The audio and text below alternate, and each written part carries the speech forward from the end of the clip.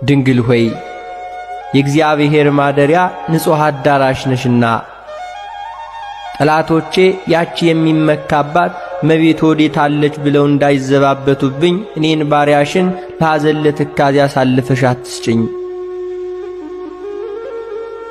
እመቤቴ ማርያም ሆይ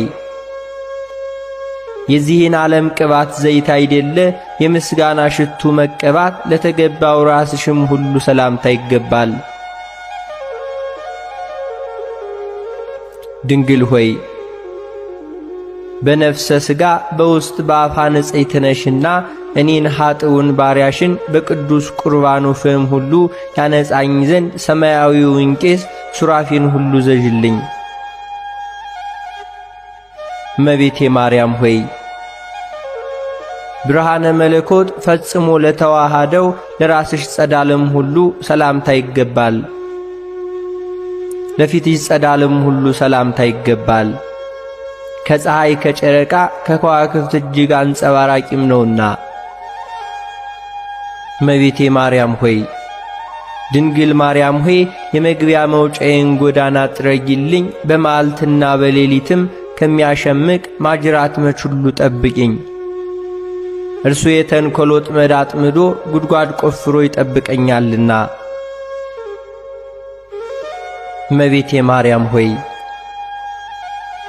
ልዩ ለሆኑ ለዓይንሽ ቀራንብት ሁሉ ሰላምታ ይገባል። የቀያፋና የሐና ቅንዓት ልጅሽን ሁሉ ባሳመመ ጊዜ እንባን ሁሉ የቋጠረ ደመና ሆኗልና።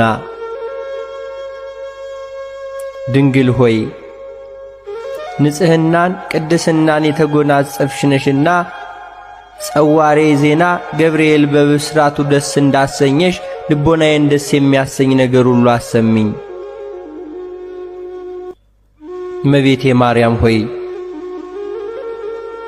እንደ ጥቅምት ውሃ ለጠሩ እንደ አጥቢያ ኮከብ ለሚያበሩ ዓይኖችም ሁሉ ሰላምታ ይገባል።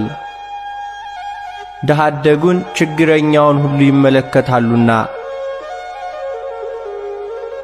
ድንግል ሆይ ኑፋቄ ልቡና ሐኬተ ሕሊና የሌለብሽ ንጽሕት ነሽና በጽኑ የለቅሶ ገመድ የተተበተብኩት እንዳልሆን ልቤ ባዘነና በተከዘ ጊዜ ታረጋጊኝ ዘንድ ፈጥነሽ ድረሽልኝ።